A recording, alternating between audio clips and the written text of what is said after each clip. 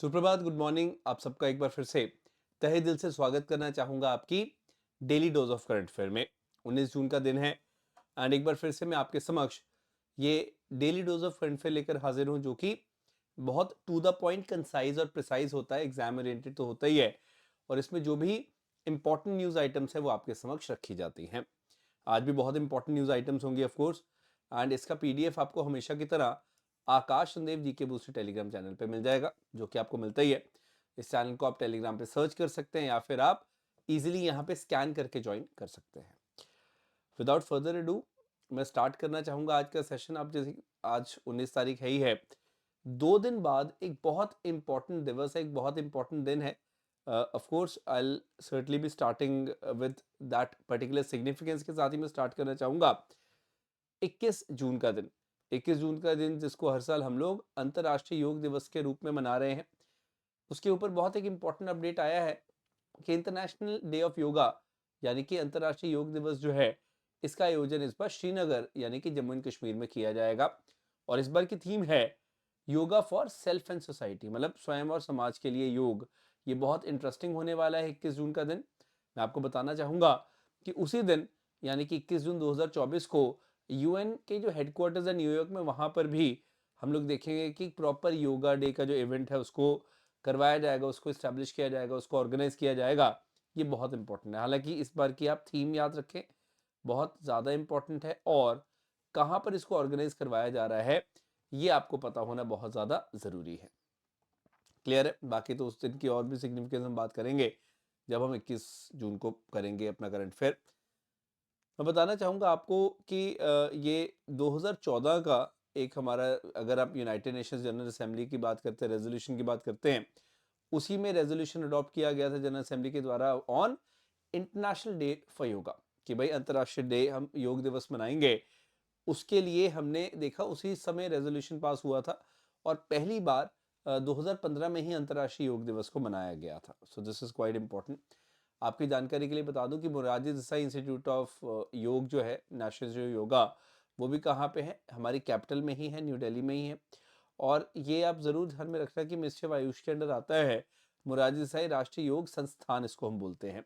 ये क्वेश्चंस भी कई बार आ जाते हैं, you should know about that. ठीक है, सो बेसिक जो भी पॉइंट्स है मैंने कवर कर दिए। बाकी तो परसों योग दिवस है तो हम और भी बात करेंगे। अभी मैंने आपको थीम बता दी and I have told you कि कहाँ पर ऑर्गेनाइज किया जा रहा है इसको, ये सारी चीज़ें आपको पता होनी चाहिए। नेक्स्ट मैं बात करने वाला हूँ एक ब्रिज के बारे में, जिसने भारत का जो एक झंडा है वो पूरी दुनिया में एक बार फिर से फहरा दिया है। चिनाब ब्रिज की मैं बात करना चाहता हूँ। देखिए, it is world's highest steel arch bridge है। ये स्टील आर्च रेल ब्रिज है, दुनिया का सबसे ऊंचा। ये इसके ऊपर इंडियन रेलवेज ने ट्रायल रन कंडक्ट की है, ये बहुत इंपॉर्टेंट है। और ये है कहाँ पे, जब हम बात करते हैं संगलदान से रायसी का जो रूट है, वहाँ पर है। I show you this as well. देखिए, जब उधमपुर से बारामूला की हम ट्रेन की बात करते हैं तो आप देखेंगे रास्ते में कटरा, कटरा के बाद हम देखते हैं चिनाब ब्रिज जाते हैं। कटरा से जब आप संगलदन जाते हैं वहाँ पे, उसके बाद तो फिर बानीहाल, काजीगुंड वगैरह है। तो ये जो चिनाब ब्रिज है, इट्स वेरी मच इंपॉर्टेंट।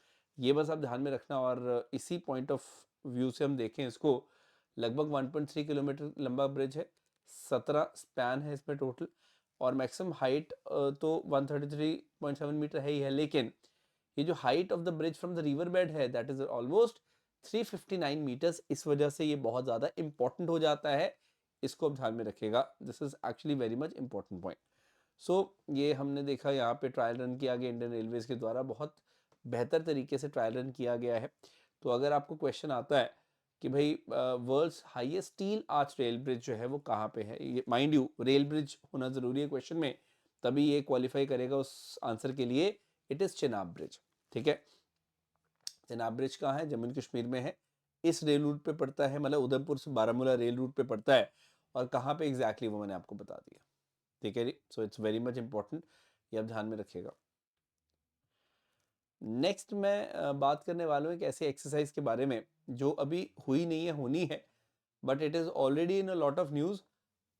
पहली, मतलब इंडियन एयरफोर्स की पहली मल्टीनेशनल यानी कि बहुराष्ट्रीय जो वायु अभ्यास होता है, जो एयर एक्सरसाइज होती है, वो होगी लगभग, हम देखेंगे अगस्त सितंबर में इसको होता हुआ इसी साल, यानी कि 2024 के अगस्त सितंबर में हम लोग देखेंगे। एंड इसका नाम रखा जा रहा है एयर एक्सरसाइज तरंग शक्ति। क्या है जी? तरंग शक्ति इसका नाम है। Very much important this is. और it is of course the first ever multinational air exercise Tarang Shakti जो है, इसको हम लोग 2 फेजेस में देखेंगे। इनिशियल फेज जो होगा वो अगस्त में जैसे हो जाएगा, उसके बाद मिड सितंबर में होगा। So what is more important is कि यहाँ पे अलग अलग कंट्रीज की जो एयरफोर्स है वो पार्टिसिपेट करेंगी। जैसे क्वाड ले लो, यूएस है, इंडिया तो चलो है ही है ऑफ कोर्स, उसके बाद जापान है, ऑस्ट्रेलिया है, कुछ और भी फ्रेंडली एयरफोर्स जो होंगी वो आएंगी हमारी, कुछ और फ्रेंडली कंट्रीज भी आएंगी। So what is more important is कि क्योंकि भारत इसको होस्ट कर रहा है, ये तो आपको पता होना ही चाहिए। दूसरा आपको पता होना चाहिए इस एक्सरसाइज का नाम क्या है। जैसे क्वेश्चन में कुछ घुमा के नाम वो दे देगा, तो आपको बताना चाहिए नाम है तरंग शक्ति, इंडियन एयरफोर्स इसको होस्ट कर रही है। बाकी तो जब होगी तो हमें डिटेल्स पता चलेंगी, but for the timing you have to know these points. Clear है? रूस की हम जब बात करते हैं, रशिया देखिए हमारा एक हमेशा से स्ट्रेटेजिक लेवल पे हम लोग काफ़ी अलाइन रहे हैं। Russia is ready to ship turbine hall valve for Kudankulam nuclear reactor. तो कुंदनकुलम के न्यूक्लियर रिएक्टर्स की हम बात यहाँ पे कर रहे हैं। उसके वेरी इंपॉर्टेंट पार्ट जो है वो रशिया सप्लाई करने वाला है, इतना आप ध्यान में रखिएगा। मतलब 350 डिग्री सेल्सियस का भी टेम्परेचर सह सकते हैं। क्योंकि अब ये न्यूज़ आई ही है तो मैं आपको बताना चाहता हूँ कि whenever we talk about this Kudankulam nuclear reactor, तो कहाँ पर है? तमिलनाडु में। ये देखिए, इट्स इन तमिलनाडु, ये आप देख पा रहे हैं। और जैसे नारोरा की हम बात करते हैं, यूपी में है, ठीक है, काकरापाड़ गुजरात। तो ये यहाँ पे देखिएगा एक बहुत इंपॉर्टेंट मैप है। तो फॉर एग्जांपल जैसे हम यहाँ हरियाणा की बात करते हैं, ठीक है, सो हरियाणा में हम क्या बात करते हैं? गोरखपुर, हरियाणा में भी जगह है, वहाँ पे हम की बात करते हैं। वेरी इंपॉर्टेंट, दिस इज मैं क्रॉस लगा रहा हूँ। For example if you look at यहाँ पे जब हम कलपक्कम की बात करते हैं, तमिलनाडु में है, कुंदनकुलम तमिलनाडु में है, then we have Kaiga, that's in Karnataka, Jaitapur आपने सुना होगा महाराष्ट्र में है, तारापुर जो है वो महाराष्ट्र में है। Very important these are. Then we talk about Kakrapar, that's in Gujarat, very important. हम बात करते हैं कई बार राजस्थान में रावत भाटा, दैट्स इन राजस्थान। ठीक है, तो ये आपको थोड़ा बहुत आइडिया होना चाहिए। Very important these are. Narora is in UP. मतलब these are the nuclear reactors जिसके ऊपर क्वेश्चंस कई बार आ जाते हैं। तो मतलब हमें बेसिक एक आइडिया अगर है, दैट्स अ गुड थिंग। तो मैं यहाँ पे मार्क कर देता हूँ, जो है वैसे यहाँ लिखा हुआ है,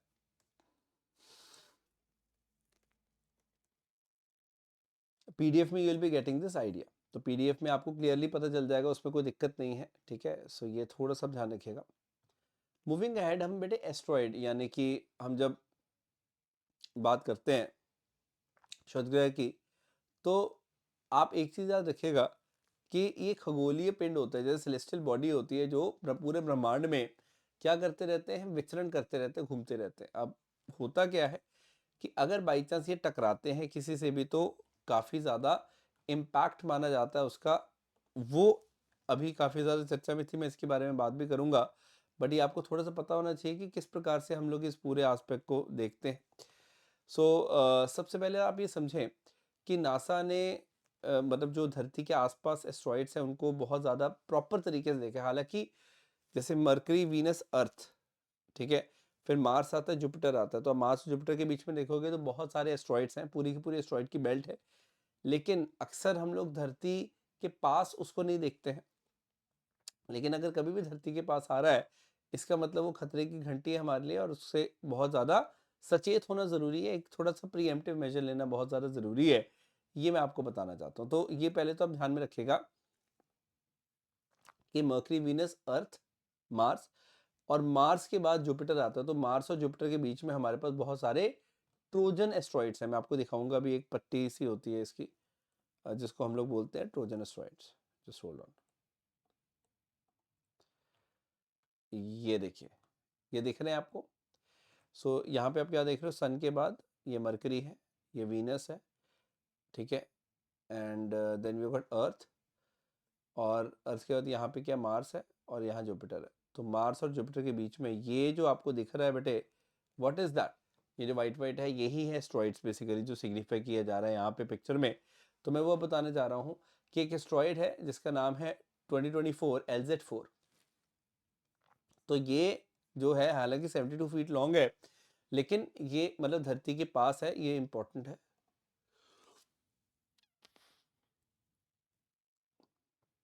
एक खास पॉइंट जो आपको ध्यान में रखना है वो ये है कि क्वेश्चन कैसा आता है। LZ4 was in a lot of news. LZ4 क्या है? एक मिसाइल है, एक एंटीबायोटिक है, एक हेलीकॉप्टर है, एक एस्ट्रॉइड है, ऐसे ऐसे क्वेश्चंस भी आ सकते हैं।